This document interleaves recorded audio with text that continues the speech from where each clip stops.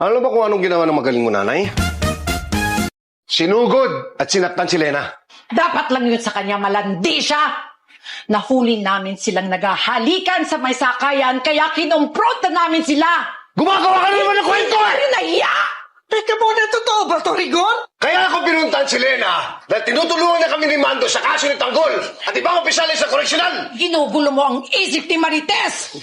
Lagi mong ginagamit yung sa pag-iimbestiga dyan sa kaso ni Tanggol para pagtakpan ng mga kalokohan mo. Hindi!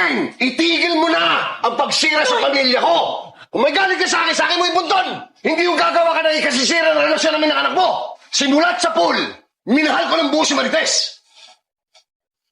Marites, makinig ka sa sinasabi ko sa'yo. Sa pagitan ni Rigor at Tanggol, lagi kang kumakampi sa asawa mo. Pero sa pagitan nyo naman ni Rigor, unahin mo naman ang sarili mo. Teka muna. Rigor? Rigor, totoo ba to? Totoo ba yung sinasabi ni Tindeng? Makikinig ka dyan sa nanay mo! Ilang beses ko na pinatunayan sa'yo na lahat ng sinasabi ko totoo! Hindi katulad ng nanay mo! Puro kasinungaling lang alam niyan! Patutunayan ko na may kalokohan kang ginagawa. Sige! Pupunta ngayon ako sa presinto.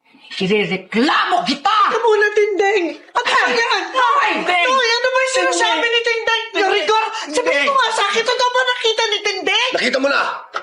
Hindi titigil ang nanay mo hanggat hindi niya sinisira ang pamilya at ang pagkatao ko! Sagutin mo ako, totoo ba yung nakita ni Tindeng?